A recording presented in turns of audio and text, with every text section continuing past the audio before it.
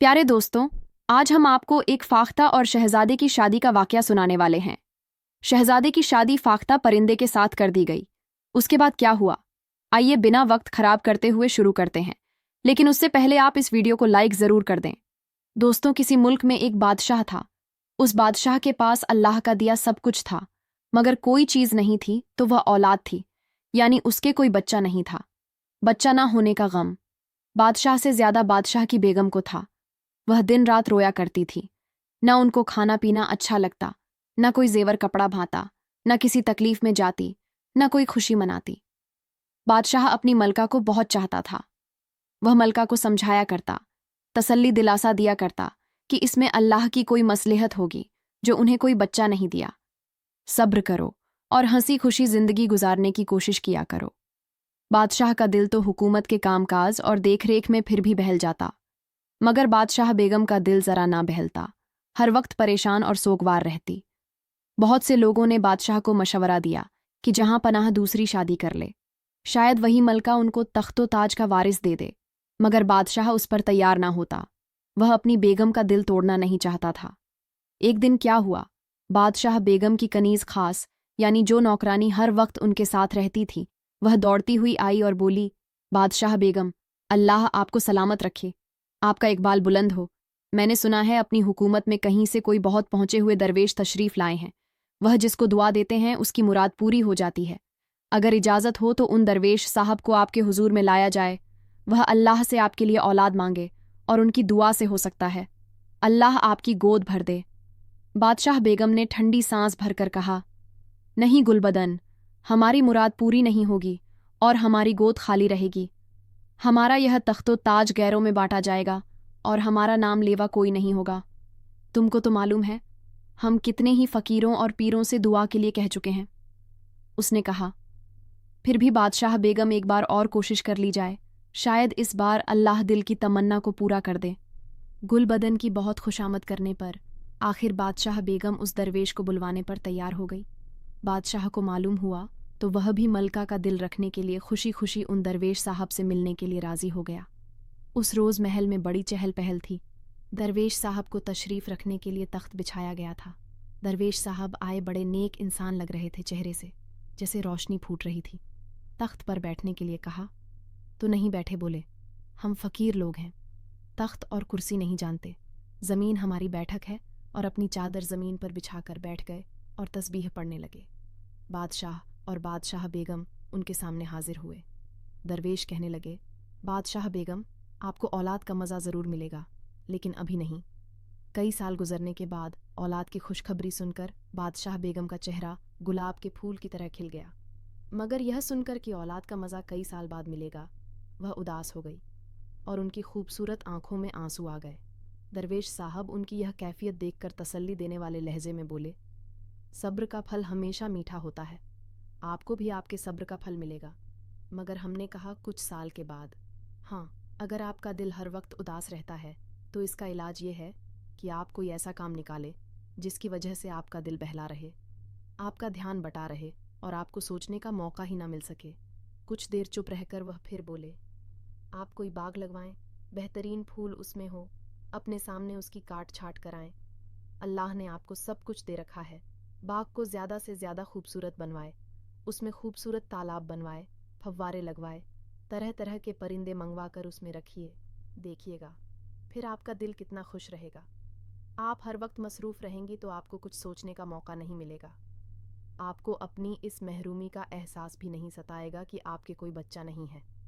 बादशाह यह सुनकर उछल पड़ा, अरे वाह, क्या तरकीब बताई है आपने।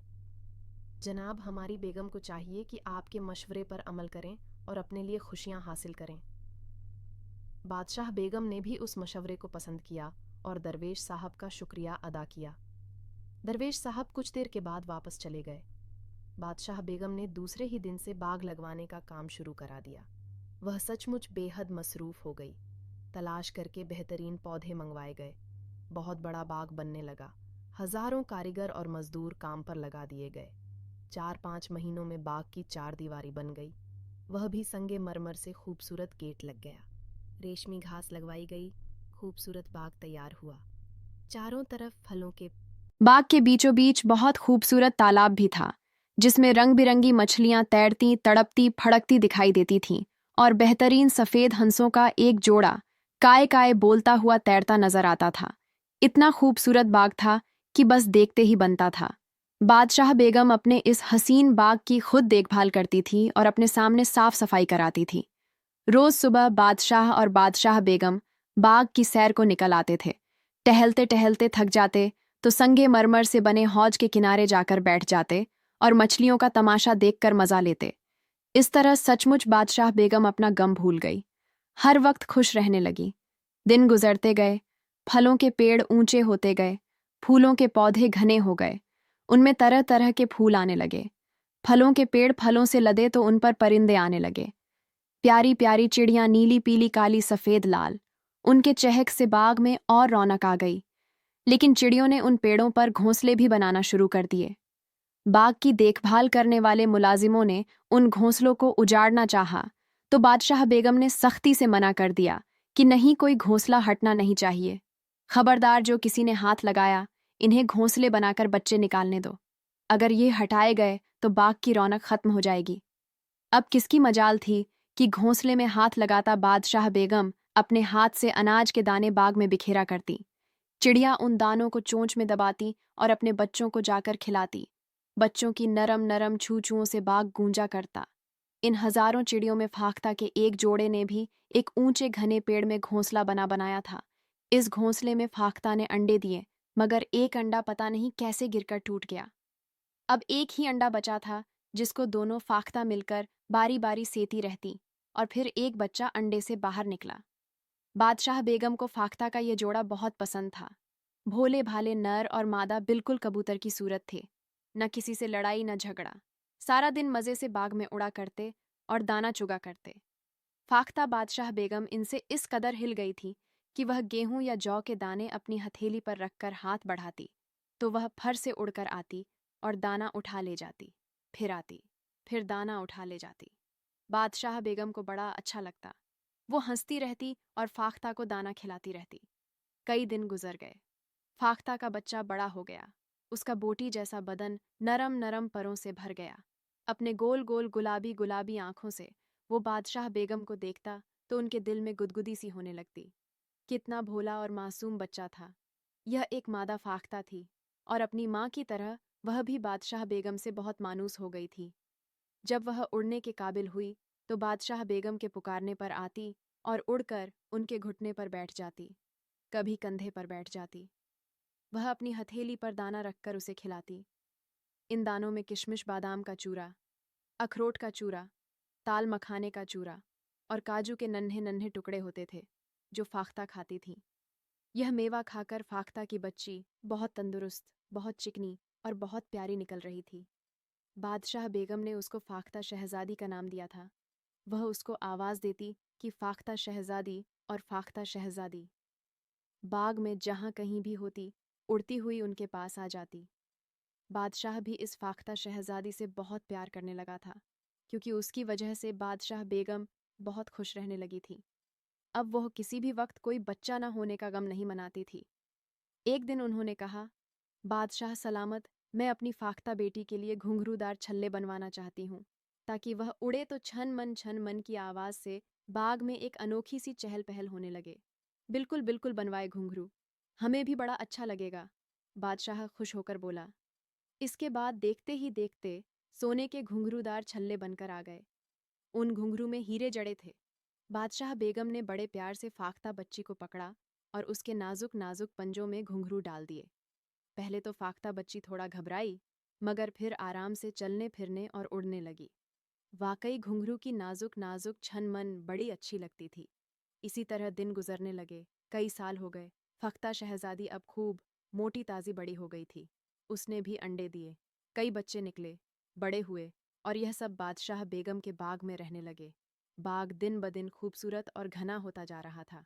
लोग दूर दूर से उसे देखने आते और बादशाह बेगम की इजाज़त लेकर उसकी सैर करते थे।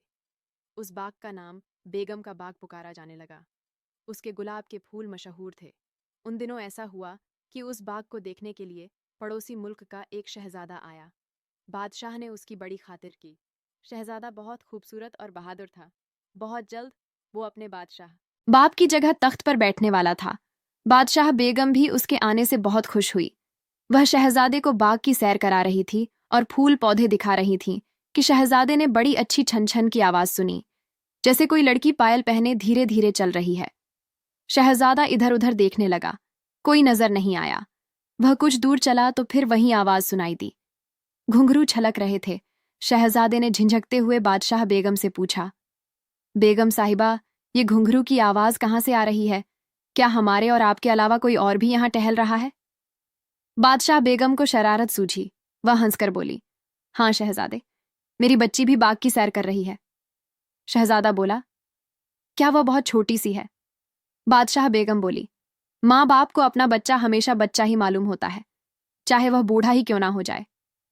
बादशाह बेगम ने अपनी फाख्ता को देख लिया था, जो आराम से घास पर चल फिर रही थी और उसके नाजुक पैरों में पड़े घुंघरू छनक रहे थे। फिर वह उड़कर पेड़ पर बैठी तो छन छन की आवाज और तेज हो गई। शहजादे को यह आवाज बड़ी अच्छी लगी। उसने सोचा, बादशाह बेगम उसको बता नहीं रही है, उनकी बच्ची अच्छी खासी बड़ी होगी, वह बादशाह बेगम की तरह ही खूबसूरत होगी। अगर हमारी शादी इनकी बेटी के साथ हो जाए तो क्या कहना, हम भी अपने माँ बाप के अकेले हैं, यह बच्ची भी अपने माँ बाप की अकेली है, यानी वो सल्तनत भी हमारी, यह सल्तनत भी हमारी। हमारी अम्मा बेगम अब बहुत बीमार रहने लगी हैं।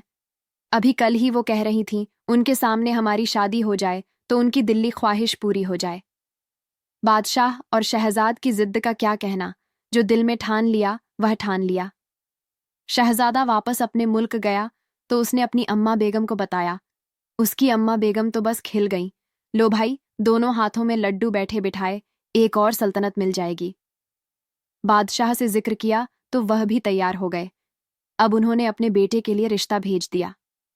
यह रिश्ता सुनकर बादशाह और बादशाह बेगम हैरान रह गए। जब शहजादे का रिश्ता उनकी बच्ची के लिए आया, बादशाह ने बोलना चाहा कि हमारी बच्ची, वह इतना ही कहाँ पाया था कि बादशाह बेगम ने उसका हाथ दबा दिया और बोली, यह हमारे लिए अच्छी बात है कि ऐसा अच्छा रिश्ता हमारी बेटी के लिए आया है। हमें शहजादा दिल से पसंद है, मगर हमारी बेटी अभी छोटी है, कुल 10 बरस की है, हम उसको अभी कैसे ब्याह दें? हाँ, अगर बादशाह कुछ बरस इंतजार करें तो हम बाखुशी ये शादी कर देंगे। जो लोग पैगाम लेकर आए थे उनको ढेरों इनाम मिला और वह वापस अपने बादशाह के पास गए। जब वह लोग वापस गए और अपने बादशाह को सारा हाल बताया तो बादशाह ने कहा, शहजादी 10 बरस की है, हमारा बेटा 16 से 17 बरस का है, कोई खास फर्क नहीं है। बादशाह बेगम से जाकर करो, उनकी बेटी हमारी बेटी है, वह शादी के बाद हमारे साथ बिल्कुल बेटी की तरह रहेगी। हमारी बादशाह बेगम की तबीयत ठीक नहीं रहती है, उनकी यह ख्वाहिश है उनके सामने उनके बेटे के सर पर सेहरा बंध जाए, इसलिए हमारी दरख्वास्त कबूल कर ली जाए। उन्होंने अपना कासिद दोबारा भेज दिया। उधर फाख्ता वाले बादशाह सलामत बेहद परेशान थे। वह बार बार अपनी बेगम से कहते थे, बेगम, आपने यह कैसा मजाक किया है? जब हमारी कोई बेटी ही नहीं है तो हम उसकी शादी कैसे करेंगे? क्या होगा? इस मजाक का इल्ज़ाम हम यह सोचकर डरते हैं। बादशाह बेगम भी थोड़ी परेशान हुई, मगर ज्यादा नहीं। उनको पता नहीं क्यों दरवेश की बात बार बार याद आ रही थी।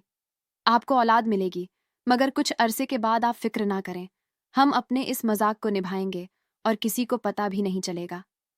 बादशाह बेगम ने एक शर्त रखी, ठीक है, हमें शादी मंजूर है, मगर हमारी एक मजबूरी ये है कि जब हमारी बच्ची पैदा होने वाली थी तो किसी ने हमें बताया था कि 12 बरस तक उस बच्चे को लोगों की नजरों से छुपा कर रखा जाए, कोई भी उसकी सूरत ना देख सके, ना आवाज सुन सके, वरना बच्ची की जान को खतरा होने के साथ साथ बच्ची के माँ बाप, घर बार सब पर मुसीबत आ जाएगी। अब बादशाह सोच समझ ले और हमारी शर्त मंजूर कर ले तो ठीक है, हम शादी कर देंगे। वह शर्त यह थी कि शहजादी शादी होकर ससुराल जरूर जाएगी, मगर उसको ना कोई देखेगा, ना उसकी आवाज सुनेगा। उसके लिए अलग महल रहेगा और उसके साथ सिर्फ उसके मायके से साथ गई हुई उसकी दाई रहेगी। वही उसकी देखभाल करेगी, वही उसके लिए खाना बनाएगी। बाकी मुलाजिम रहेंगे तो बाहरी कामकाज करेंगे। शहजादी के खास कमरे की तरफ कोई नहीं जाएगा, न कभी उसको देखने की कोशिश करेगा, यहाँ तक कि उसका शौहर शहजादा भी उसको 2 बरस से पहले नहीं देख सकेगा। यह अजीबो गरीब शर्त बादशाह और शहजादे ने मंजूर कर ली। शहजादी के लिए एक महल बनवाया गया, बिल्कुल अलग थलग बेहद खूबसूरत शानदार महल था, मगर शहर से कुछ दूर एक वीरान जगह, ताकि कोई शहजादी का आवाज ना सुन सके न उसको देख सके। अजीब महल था, न कोई खिड़की न रोशनदान, बस एक दरवाज़ा जो हर वक्त बंद रहता था। मुलाजिम बाहरी हिस्से में रहते थे। इसके बाद उनकी शादी भी हो गई, और शादी भी कैसी, जैसा कि शाही बादशाहों की शादियां हुआ करती हैं। इस कदर दहेज मिला कि बादशाह के महल में जगह न रही। साथ ही साथ दुल्हन की डोली भी उसके अलग बने हुए महल में पहुंचा दी गई। डोली पहुंचने वाले डोली रखकर चले गए। लोग यह समझ रहे थे इसमें दुल्हन है, और इस दुल्हन के साथ आने वाली उसकी खास कनीज गुलबदन है। डोली रखकर लोग जा चुके थे। गुलबदन अपने हाथ में एक पिंजरा लिए उसमें से निकली और शहजादी के कमरे में चली गई। उसे पिंजरे में बादशाह की प्यारी फाख्ता थी। शहजादा अपनी दुल्हन को ना देख सका और ना कोई बात कर सका, मगर उसको यह इत्मीनान जरूर था कि 2 बरस के बाद वह शहजादी को ना सिर्फ देखेगा, बल्कि उसके साथ जिंदगी भी गुजारे, और इसी उम्मीद में वह दिन गुजारने लगा। बादशाह बेगम को अपनी फाख्ता शहजादी की याद सताती, तो वह कुछ रोज के लिए उसको अपने यहाँ बुलवा लेती। बड़ी शान के साथ सवारी जाती, साथ में गुलबदन होती। गुलबदन की गोद में फाख्ता का पिंजरा होता, और फंस यानी पालकी के दरवाजे बंद होते। यह बंद पालकी बादशाह बेगम के कमरे में रख दी जाती। बादशाह बेगम बड़ी खुश थी। उनको भी बस यही उम्मीद खुश रखती थी कि एक दिन उनको फाख्ता शहजादी की जगह एक चांद सी बेटी मिल जाएगी। वह दरवेश की पेशे गोई पूरी होने का रास्ता देखा करती थी। कई महीने गुजर गए, सब कुछ ठीक ठाक चल रहा था कि एक रोज शहजादे की अम्मा बेगम की तबीयत ज्यादा खराब हो गई। उन्होंने अपने शौहर बादशाह से कहा, बादशाह सलामत, मुझे लगता है मैं जिंदा ना रहूंगी। मेरी ये ख्वाहिश पूरी कर दें ताकि मेरी मौत आसान हो जाए। बादशाह ने आंसू बहाते हुए कहा, मलका, आप अपनी ख्वाहिश बताएं। मलका ने कहा, मैं चाहती हूं एक बार अपनी बहू शहजादे की दुल्हन को देख लूं।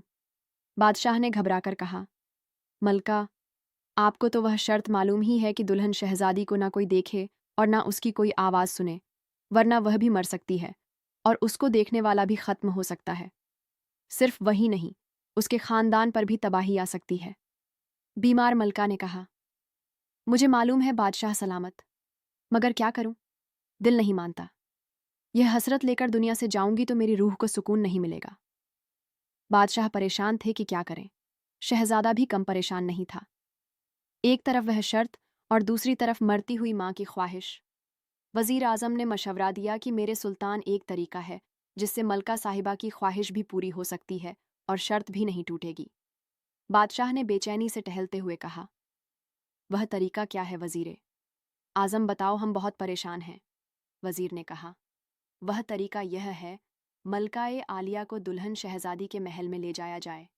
दुल्हन शहजादी ना अपनी सूरत दिखाएं और ना आवाज़ सुनाए, बस कमरे के अंदर टहलने के अंदाज में चले फिरे। उनके पैरों में सुना है घुंघरूदार पायल रहती है। यह उनकी वालिदा ने बचपन से उनको पहना रखी है, और इस पायल को हर साल उनकी सालगिरह के मौके पर कुछ सोना डालकर बढ़वाया जाता है। दुल्हन शहजादी कमरे के फर्श पर चलेगी तो उनकी पायल के घुंघरू छनक यह खनक बाहर आएगी। मलकाए आलिया उस खनक को सुनेगी। उनको समझाया जाएगा कि इस खनक को सुनकर मुतमिन हो जाएं। उनकी बहू शहजादी उनके पास है, और 2 बरस के बाद वह इस मुल्क पर उनकी जगह बादशाह बेगम बनकर राज करेगी। यह सुनकर बादशाह ने कहा, वाह वजीर आजम, तुमने तो मेरी परेशानी पलक झपकते में दूर कर दी। और फिर यही हुआ। मलका बेगम वजीर आजम की बात पर तैयार हो गई और फाख्ता शहजादी के महल में आई। बादशाह भी साथ थे, शहजादा भी साथ था। गुलबदन ने पिंजरा खोलकर फाख्ता को कमरे के फर्श पर छोड़ दिया और बाहर आ गई। फाख्ता बड़े आराम के साथ इधर उधर चलने फिरने और दौड़ने लगी। उसके पैरों में पड़े घुंघरू खनक रहे थे, और इस आवाज़ को सुन सुनकर मलका खुश हो रही थी और कहने लगी, बस अब मुझे इत्मीनान हो गया। और वह अपने महल में वापस ले जाई गई, और उसी रात उस बेचारी का इंतकाल हो गया। पूरा मुल्क सोग में डूब गया। शहजादे को भी माँ की मौत का बहुत सदमा था। 6 माह तक सोग मनाया जाता रहा, और जैसे ही सोग का माहौल ख़त्म हुआ, शहजादे के दिल में पता नहीं क्यों शहजादी को देखने और उससे मिलने की तमन्ना जाग उठी। माँ के बाद वह बहुत उदास रहने लगा था। न शिकार खेलने में दिल लगता, न तलवारबाजी और घुड़सवारी अच्छी लगती। चुपचाप इधर उधर टहला घूमा करता। अभी 2 बरस पूरे नहीं हुए थे मगर वह शर्त तोड़ने पर तुल गया था। क्या करता? दिल से मजबूर था। उसने अपने दोस्त वजीर आजम के बेटे से मशवरा किया। वह भी शहजादे की उम्र का था। दोनों सात पल्ले बड़े खेले कूदे थे। उसने शहजा दीवार से नीचे महल में उतर जाइए और शहजादी साहिबा के कमरे में घुसकर उनको देख लीजिए। आखिर वह आपकी बेगम है, आपको हक है उन्हें देखने का, उनसे बात करने का। वजीर के बेटे ने आगे कहा। वह शर्त तो भूल जाइए उसे शहजादी, चूंकि अभी छोटी है इसलिए आपकी सास मलका ने आपको बेवकूफ़ बनाया है। शहजादे की समझ में ये बात आ गई और एक दिन मौका निकालकर उसने वजीर के लड़के के साथ मिलकर शहजादी के महल की ऊंची दीवार पर कमंद डाल दी। वजीर ज्यादा नीचे खड़ा रहा। शहजादा दीवार पर कमंद के सहारे चढ़ा और महल के आंगन में उतर गया। उसका दिल धड़ धड़ कर रहा था, मगर हिम्मत करके वह आगे बढ़ा। शहजादी का कमरा सामने था। अंदर से छन छन की आवाज आ रही थी। शहजादे ने सोचा, जरूर शहजादी अंदर चल फिर रही है, और दरवाजे के करीब पहुंच गया। गुलबदन कह रही थी, आ जाओ, बड़ी देर से मेवा कटा रखा है, आके खा लो। तुम यहां आकर बहुत जिद्दी हो गई हो, कहना नहीं मानती, खाओगी पियोगी, नहीं तो कमजोर हो जाओगी और मलका आलिया के गुस्से का शिकार मैं बन जाऊंगी। शहजादा मुस्कुराने लगा। उसकी दुल्हन नखरे दिखा रही है। वह अब भी खड़ा होकर अंदर की बातचीत सुनने की कोशिश कर ही रहा था कि गुलबदन ने यह कहकर दरवाजा खोल दिया। अच्छा देखो, बाहर ना निकलना, मैं अभी तुम्हारे लिए गेहूं का दलिया लेकर आती हूं। गुलबदन ने दरवाजा अचानक खोला था। शहजादा जो अंदर झांकने की कोशिश कर रहा था और दरवाजे से लगा खड़ा था, दरवाजा खुलते ही धड़ाम से अंदर जा गिरा। इधर गुलबदन के मुंह से चीख निकली, उधर वह शहजादा चीखा और फख्ता शहजादी जो कमरे के फर्श पर दौड़ रही थी, फड़फड़ाकर उड़ी और खुले दरवाजे से बाहर निकल गई। उसके पैरों में पड़े घुंघरू छन छन बज रहे थे। गुलबदन बदहवास हो गई थी। वह चिल्लाते हुए फाख्ता के पीछे दौड़ी।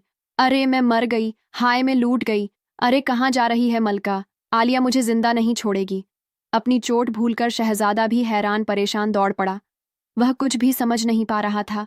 शहजादी कहाँ है, यह चिड़िया कैसी थी, कहाँ थी जो उड़कर निकली है। बाहर आकर उसने देखा, एक बहुत खूबसूरत तंदुरुस्त चिकनी चिकनी फाख्ता महल की दीवार पर बैठी है। शहजादे ने घबराकर पूछा, शहजादी कहाँ है? गुलबदन को जैसे होश आ गया। उसने फटी फटी आंखों से शहजादे को देखा। अभी तक उसे बादशाह बेगम के जलाल का डर था, मगर अब फाख्ता शहजादी का राज खुल जाने के डर ने उसको हिलाकर रख दिया। फाख्ता फड़फड़ाकर उड़ी और पता नहीं किधर निकल गई। उसके घुंघरुओं की खनक कुछ देर तक सुनाई देने के बाद बंद हो गई। शहजादे ने गुलबदन की तरफ देखा। गुलबदन के दिमाग में एक बिजली सी कौंधी, अभी वक्त गया नहीं था। सारा खेल उसके हाथ में ही था। उसने एक लंबी ऊंची चीख मारी और अपने बाल नोचती हुई पागलों की तरह चीखने और रोने लगी। शहजादे गजब कर दिया। आपने शर्त तोड़ दी। अभी 2 साल पूरे नहीं हुए थे कि शहजादी का पर्दा खोल दिया। अरे शहजादे साहब, ये फाख्ता जो अभी उड़कर गई है, हमारी शहजादी थी क्या शहजादी? शहजादा हैरत से बोला तो गुलबदन कहने लगी, हाँ हाँ, शहजादी दरवेश ने कहा था, अगर 12 बरस पहले किसी की नज़र शहजादी पर पड़ गई तो वह परिंदा बन जाएगी। हाय शहजादे, यह आपने क्या किया? मगर मैं तो उसको देख भी नहीं पाया। शहजादे ने बोलना चाहा, इतने में गुलबदन बोल पड़ी, अरे आपने नहीं देखा तो क्या हुआ, उसकी नज़र तो पड़ गई आप पर। हाय, तभी वह एकदम फड़फड़ाकर उड़ी थी। उसने आपको देख लिया था। अरे अब मैं क्या करूं? बादशाह बेगम को यह स्याह मुंह किस तरह दिखाऊं? वह जमीन पर गिरकर रोने लगी और लौटने लगी। उसके आंसू झूठे थे। वह जबरदस्त ड्रामा कर रही थी। हाय मेरी शहजादी चली गई, उड़ गई, परिंदा बन गई। अब मैं बादशाह बेगम को क्या मुंह दिखाऊंगी? अरे शहजादे साहब, बादशाह सलामत, मुझे जमीन में जिंदा दबा देंगे, मेरे ऊपर शिकारी कुत्ते छोड़ देंगे। शहजादा बेचारा इस कदर घबराया कि वहां से भाग निकला। यह वाकया शहजादे के बाप बादशाह को मालूम हुआ। उन्होंने गुलबदन को बुलाया। आपको बता दें कि गुलबदन उस फाख्ता की नौकरानी थी। गुलबदन हाल से बेहाल बादशाह के सामने पहुंची और धड़ाम से जमीन पर गिरकर बेहोश हो गई। बड़े जतन के बाद उसे होश आया। तब बादशाह ने कुरेद कर उससे पूछा। उसने वही कहानी बताई जो बादशाह बेगम ने उसको रटा दी थी। न शहजादे ने देखने की गलती की होती, न वह परिंदा बनती। गुलबदन बस यही रटते जा रही थी। बादशाह को भी इस कहानी पर यकीन करना पड़ा। उसने अपने बेटे शहजादे को बहुत डांटा। बहुत बुरा भला कहा, मगर होता भी क्या ज्यादा। कहते सुनते तो शहजादा गुस्से में आकर कहीं चला जाता, और एक ही इकलौता लाडला बेटा था, वह भी उनकी प्यारी बेगम की निशानी सब्र करके बैठ गए। गुलबदन ने उनसे दरख्वास्त की कि उसे वापस उसके मुल्क भेज दिया जाए। अब उसके यहाँ रहने का कोई मतलब भी नहीं था, इसलिए उसको वापस कर दिया गया। बादशाह ने चाहा शहजादे की दूसरी शादी कर दी जाए, मगर शहजादा तैयार नहीं हुआ। उसके दिमाग में पता नहीं क्या आता कि वह रोज अपने दोस्त वजीरजादे को साथ लेकर जंगल में निकल जाता। वह उस रास्ते से जाता जिस रास्ते पर उसने फाख्ता को जाते देखा था। सारा दिन वह जंगल में घूमता, एक एक पेड़, एक एक झाड़ी को देखता। नदी के किनारे टहलता, मगर उसको फाख्ता नजर न आती। बादशाह ने उसको मना करना या टोकना मुनासिब न समझा। उनका ख्याल था शहजादी की यह दीवानगी वक्ती है, कुछ रोज के बाद वह खुद घबरा जाएगा। इस तरह बहुत सारे दिन गुजर गए। अब सुनो उधर फाख्ता की बात। बादशाह बेगम की कहानी। जब गुलबदन ने वहां पहुंचकर यह सब हाल बताया तो बादशाह बेगम ने दिल थाम लिया। एक तो अपनी प्यारी फाख्ता का गम, दूसरे इस बात का गम कि दरवेश ने गलत कहा था। 10 साल हो चुके थे, औलाद की आरजू पूरी नहीं हुई थी। औलाद की तरह पाली हुई फाख्ता भी हाथ से जा चुकी थी। उनको फिर दुखों ने घेरा। अपने बाग में वह जाती जरूर थी, मगर अब वह खुशी नहीं रही थी। चुपचाप एक जगह बैठी इधर उधर देखा करती। बादशाह सलामत ने बहुत समझाया, मगर उनकी हालत न बदली। गुलबदन हर वक्त उनके साथ रहा करती, और उनकी यह हालत देखकर वह भी परेशान रहती। एक रोज बादशाह बेगम बाग में टहल रही थी कि फाटक पर कुछ शोर हुआ और पहरेदार किसी को डांट रहे थे। बादशाह बेगम ने गुलबदन से कहा, जाओ देखो ये शोर कैसा है। वह जल्दी जल्दी फाटक की तरफ दौड़ी। बादशाह बेगम आगे बढ़कर हौज के किनारे बैठ गई और खाली खाली नजरों से तैरती हुई रंग बिरंगी मछलियों को देखने लगी। अचानक उन्हें ऐसा लगा उनकी प्यारी फाख्ता कहीं आसपास चल रही है। घुंघरू छलक रहे थे। वह चौंक कर खड़ी हो गई और बेइख्तियार उनके मुंह से निकला, मेरी बच्ची, तुम कहाँ हो? अचानक उसको एक आवाज आई, मैं यहाँ हूँ अम्मा बेगम। आपके पास एक बहुत मीठी सी नरम नरम आवाज आई, और घुंघरू जोर जोर से छन के छन मन हो रहे थे। बादशाह बेगम को अपनी आंखों पर यकीन ही नहीं हो रहा था। उन्होंने बाएं हाथ से अपने दाहिने बाजू पर जोर से चुटकी काटी। बेहद गोरी चिट्ठी। 10 से 11 बरस की एक लड़की, जिसके गालों पर जैसे गुलाब खेल रहे थे, जिसकी आंखों में जैसे हीरे चमक रहे थे, और जिसके लंबे लंबे स्याह बालों में जैसे सावन भादों की घटाएं झूम रही थीं। सुर्ख रंग के लिबास में यह उनके सामने खड़ी मुस्कुरा रही थी। यह लड़की बादशाह बेगम, आपकी बेटी फाख्ता शहजादी है। गुलबदन ने हंसकर लड़की का हाथ पकड़ा और बादशाह बेगम की तरफ ले गई। ठीक 10 साल के बाद आपको औलाद का सुख मिल गया।